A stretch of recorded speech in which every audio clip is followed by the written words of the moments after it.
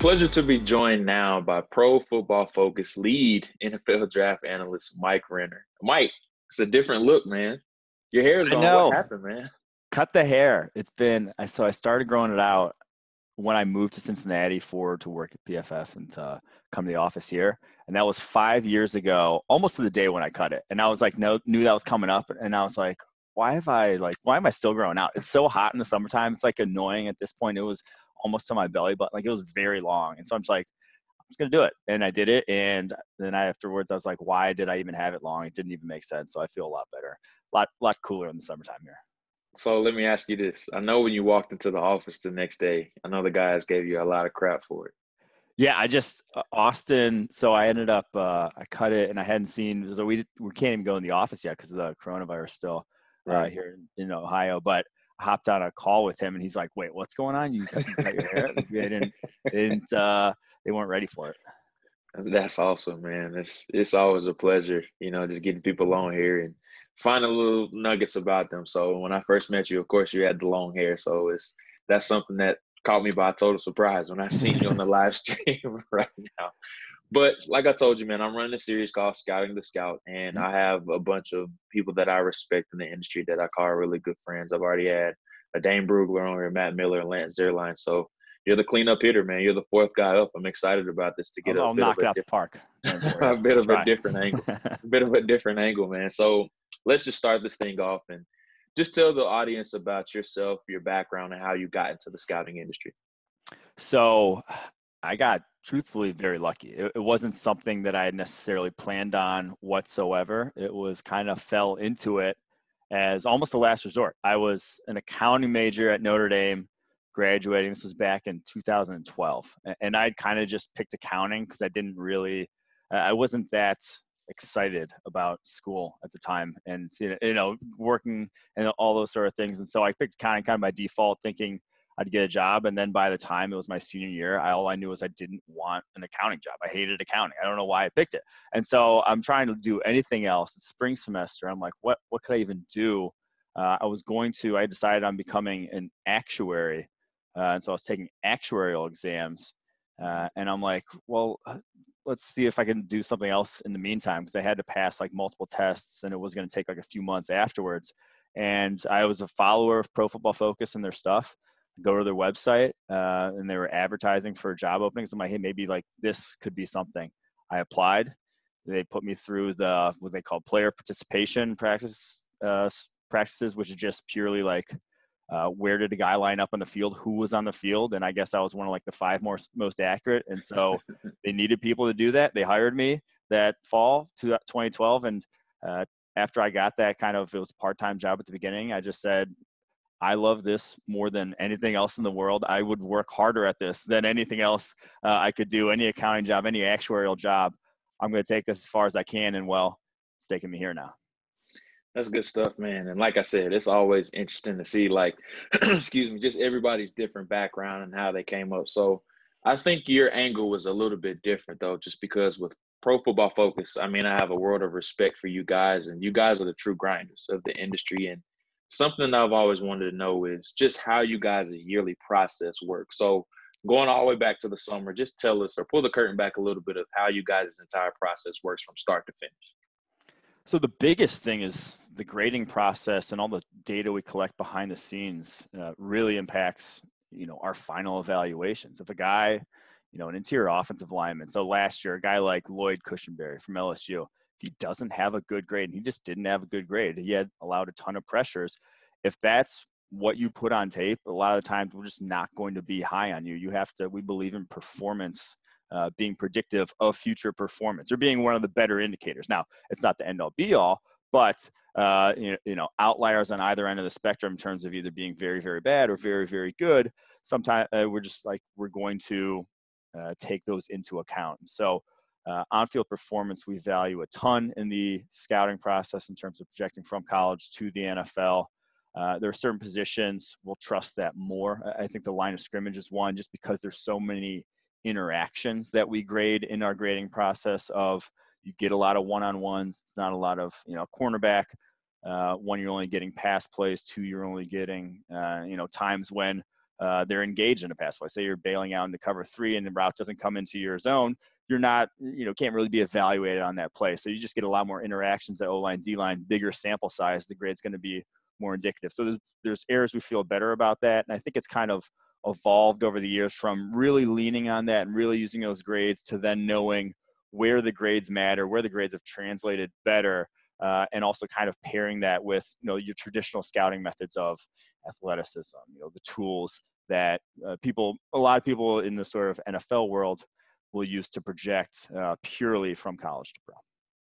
And that's really interesting. And I'm going to use a player as an example just because I've done tape study on him and you guys are really high on him as well. So I want to take Christian Barmore, the defensive tackle from Alabama, as an example. So I believe you guys had him down for, I think it was like 350 snaps or something like that this past season. So with him being so inexperienced, what makes you guys so high on him going to next season, knowing that he's going to be a starter?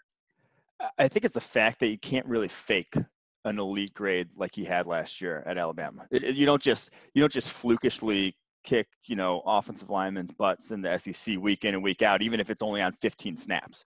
You can't really, and that's one thing I was gonna sort of touch on later. And like one of our scouting methods is you just got to see a guy have that dominant performance. You got to see it from a guy. If you've never seen someone like a Rashawn Gary out of Michigan, even if he has all these physical tools in the world, if you never see it for a single game, him take over, we're not going to get on board with that projecting well to the NFL. So Barmore, we've already seen it. It's been small sample size, like I said, 300 or so snaps this past season, only started a handful of games towards the end of the year for Alabama, but you can't fake dominance at that level. So that's why we're still super high on him. And he also has, those physical tools.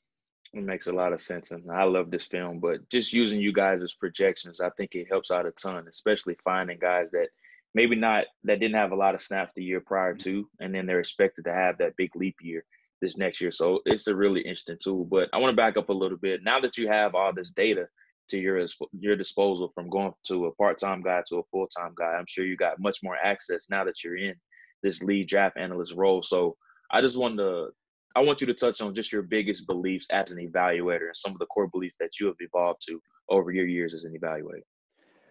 I think those are all core beliefs are very sort of position by position, like each position. So wide receiver, to me, you got to be able to win down the football field. If you're not able to, one, get off the line of scrimmage, and two, win down the football field, a lot of what you're bringing to the table is replaceable to some degree. And a lot of that also has to do with our beliefs on positional value and what aspects of each position matters. And that's, in basically both sides of the football, the pass game matters. Like I'm going to value a linebacker that can cover more than one that can stuff the run, a cornerback that can cover more than one that can tackle, a wide receiver that can get open deep more than one who runs, great underneath routes and can rack up targets and after the catch stuff, but is not going to be able to get open down the football field. I'll take the guy who can get open down the football field. So that's sort of the pass game matters. The sort of where you win matters. And then positional value also matters in the draft. I'm not going to be high on an interior offensive lineman. I'm going to be high on a running back. They're not going to be, in the top 10 on our draft board outside of maybe Quentin Nelson, because you're just not bringing enough value to the table to justify that. So when we do rank our stuff, it is with positional value in mind. And I'm really glad you said that, just because I think it's kind of extinct now, but the archaic way of thinking is just looking at stats. And I think that's something that you guys' data helps out a ton. Like, I'll give an example, like linebackers. The old archaic thing was just to look at total tackles. Mm-hmm. But if a guy is running through the first level untouched, of course, the Mike linebacker is going to have a ton of tackles. But if he can't get off double teams, which is something I think you guys do a good job of as far as just dissecting exactly when these guys are able to disengage from contact. So I want you to go in context a little bit about why these certain data points at certain positions are so distinct and why they're so important. Yeah, and I think a lot of misconception about what we do at PFF is that we rely on stats to project, to these guys from college to pro, and that we don't use tackles, but we use this other stat or even just purely the grade to project. It's like, no, it's kind of, we go look and see. A lot of what I do is look how those stats were sort of collected. And so how did this guy make these 40, 50 run stops? So a run stop would be like a better, or just a stop in general would be a better version of a tackle, because it's a tackle that resulted in a negative play or a bad play for the offense. So that in and of itself is just a better version of that stat.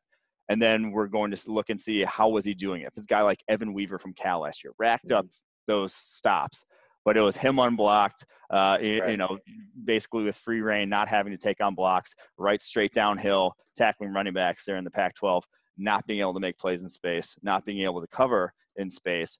All of a sudden, if that's the case, I'm not going to give a damn about those 60 plus stops. That's not going to impact my projection to him to the next level. I'm still going to be low on that guy. So I think a lot of what I do is marrying the fact that, yes, you want to see guys be good in these statistical categories. You want to see them have, good grades and that sort of thing. But just because a guy is good in them, it does not mean we're going to, be behind them as a prospect.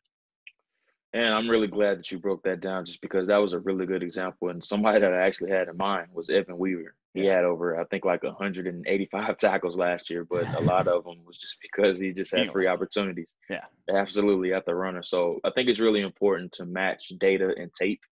So with you being a guy that doesn't necessarily look at only the data or only the tape, how are you able to match both of those and then come up with their Pro Football Focus overall grade? That's the thing that I'm still, I think, every year trying to learn more about. And the difficult thing is how small sort of a sample size, even 6 years of grading college football still is. Like, how little we even know about the guys who are early on, guys that we evaluated in the 2015 draft class. This is our very first year we did this. Some guys succeeded, some guys didn't. Marcus Mariota graded out really well at Oregon, didn't end up succeeding in the NFL at the quarterback position. James Winston graded out really well at Florida State. Mixed results in the NFL. I think the biggest thing is that sometimes that I've also learned is that sometimes these guys and their success at the NFL level really doesn't, like, you can't take this broad sweeping takeaway and say, oh, there was this one data point about Marcus Mariota, and so anyone else who has that data point is not going to succeed at the NFL level. Sometimes these guys are human. Like, sometimes they change. Sometimes they're not the same player that they once were. Sometimes they just don't take to an NFL game or a certain offense. So I do think that that's what I'm still struggling with right now, is what to learn from basically what we've sort of experienced and all this data we have from the past 6 seasons, because it's still a very small sort of sample in the grand scheme of things.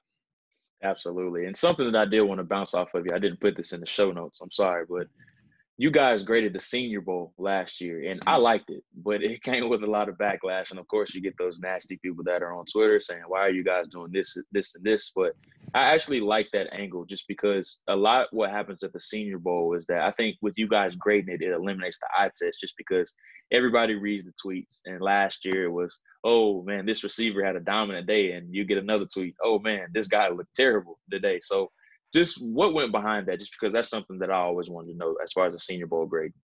Yeah, and so it basically is what it is. We put our grading system to the one-on-ones, and it's not the teams. Well, we do grade the actual game, but not like the team sessions, because a lot of times you're not exactly sure what they're going for. They're working towards a certain thing, and those are more difficult to glean information from. But the one-on-ones are pretty pure. That's the purest form of evaluation, is one guy going up against another. And that's why I love the Senior Bowl, is because this cornerback from Tulsa, Reggie Robinson, you're not going to see him against an NFL player the rest of the season. He's not going to go against the guy who's going to play in the league. All of a sudden he comes here and he's going up against only guys who are going to play in the league. So if you look like crap, chances are that's how you're going to look in 6 months from now. If you look really good, chances are like you might be really good. And that was, Terry McLaurin the year before that. He just dominated. No one really had seen that much coming from his tape. And all of a sudden, his rookie year with the Redskins, that's who he was. So I do think there is a lot of information to be gleaned in sort of the outliers on either end of the spectrum. And that's mostly wide receiver, cornerback, O-line, D-line in those one-on-ones that we grade. And also, you mentioned you hear these narratives coming out of practice. A lot of times, not to you obviously do. I know you'll watch every play, but a lot of times people aren't watching every single play. People aren't going back to the film room and checking out everyone to see how he actually did. They're going to see one highlight and say he won the day. That's not always the case, and that's sort of what we try to eliminate PFF. That's the whole point of our company, is to get those big sample sizes and make sure every single play gets its due. Absolutely. So now you've been in the business for multiple years, but I want you to reflect back a little bit and just talk about your best scouting memory, whether that's somebody that's been an anomaly in you guys' system or somebody that was a huge hit in you guys' system. Just talk about one of your best scouting memories that you can recall. I think you got to go back to I think it was like 2016 draft. I guess it was Chris Jones was the guy that one of my first. That was like one of the first years that I was really involved with the draft. When we initially started it, I guess it was the 2015 draft. Gosh, I'm like really losing my memory on these drafts now. I think it was 2015 draft was our first one.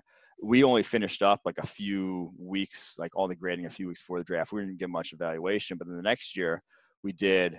And Chris Jones was a guy that I just said, I mean, we've seen, and it goes back to that, we've seen dominance in certain games, and he has the physical tools to dominate. And yes, there's negatives on his tape. Yes, there's a lot of bad plays. And yes, there's some games where he just didn't look interested at all. But if you see that dominance, and against real competition, it was like an Arkansas game, I think like an Ole Miss game, Mhm. where he just was unblockable. You see that, and he has those physical tools. That's the kind of guy I think you can get it out of, more regularly at the NFL level. I said I would draft him top 3 overall in that draft. He ended up going the second round. So I think I would have been proven more correct on that than where he ended up going. So that's probably one of my favorites. I think more recently, a guy I really loved, and then he went to my favorite team, was Elgton Jenkins. I call him, easily the top interior offensive lineman in last year's draft. I thought he was just played with incredible balance, was just a very all-around solid player, and thought he could even play tackle at the NFL level with how good he was. And he came in, was one of the better guards in the NFL from day one. So I do think that one more recently is one of my favorites as well. Absolutely. A couple more questions, then I'll let you get out of here. So a couple guys that you maybe want to talk about are already highlight in the 2021 draft. Of course, I couldn't let you get out of here talking about a couple early guys that may be grade high for you guys, or maybe that you're a little bit lower on than most. So we've already talked about Barmore, but is there anybody else that you guys are initially high on right now? I'm really high on Rondale Moore, the Purdue wide receiver, just because what he did as a true freshman at Purdue, of all places, it's just not supposed to happen. Guys aren't supposed to haul in over 100 balls, whatever, 1,200 yards, lead the NCAA in broken tackles as true freshmen, and especially at Purdue. So I think he's just a special athlete, and the type of football player, type of just athlete you want on an NFL team right now. It seemed like everyone was looking for their Tyreek Hill last year's draft. You had, the Raiders going to get Henry Ruggs, Broncos going to get KJ Hamler.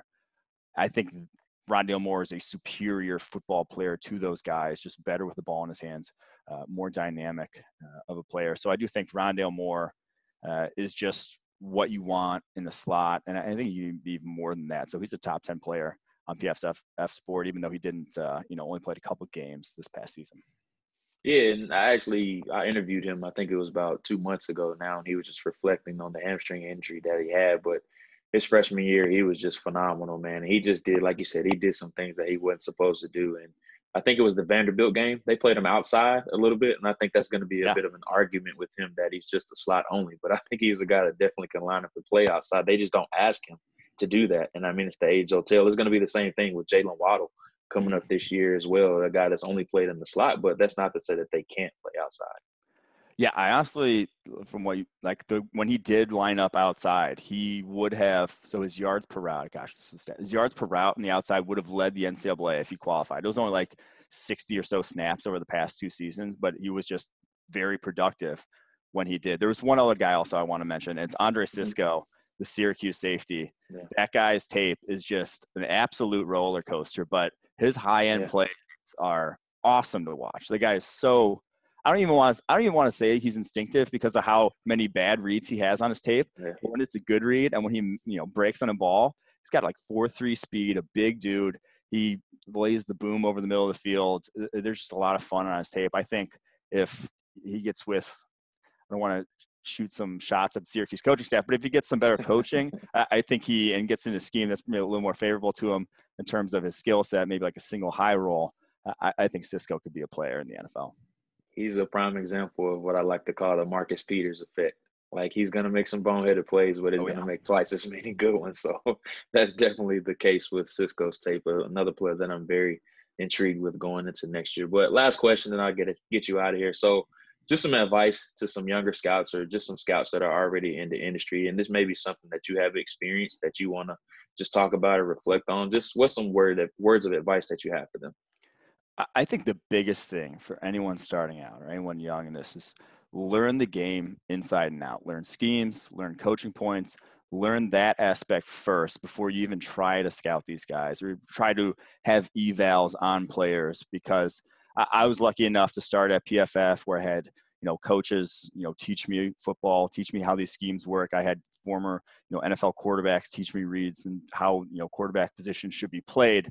And so I was lucky enough to have that sort of leg up. But there's a lot of information out there if you want to learn. There's ways to do it. But to me, if without that knowledge, without that base, trying to deduce, cornerback play when if you don't know the scheme they're running, you just aren't going to know what he's supposed to be doing. And then you're just going to have a bad eval or a bad sort of take on that play. And to me, you can't just rely on purely athleticism to project a guy to the next level. You have to have some performance aspect to it, some sort of semblance of what they're trying to do on any given play. And if you don't, it's like trying to learn a golf swing by just swinging your golf club as much as you can. Like you're not going to, if you've never watched someone else swing a golf club, you're not going to become Tiger Woods. You got to learn the fundamentals of a golf swing before you become an elite golfer. And to me, you got to learn football before you become, before your scouting eye gets to the point where you can actually give proper evaluations. Absolutely. That's great words there, just because, we're kind of like OGs in the game now. We're a bit experienced, but you see like Twitter accounts pop up all the time. Well, I'm sure you get DMs in your DMs all the time, just asking how they can come up in the industry. We both get those. So that's really encouraging words there. But I made sure to write this down so I could ask you about this. You guys have a big release coming up here soon. And I've been liking all of Austin's tweets every time he puts up the graphic about it. There's a big publication coming out with you guys. I know you're going to have some prescriptions that go along with it. So just talk about this big PFF college release that you have going on soon.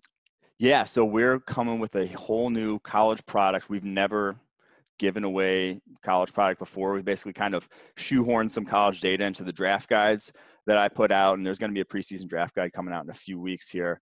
But we're also coming out with a full college football preview guide that has pages and stuff for every single team. And then with this college product, you will get grades and stats on every single player. Like I said, we've never done this before.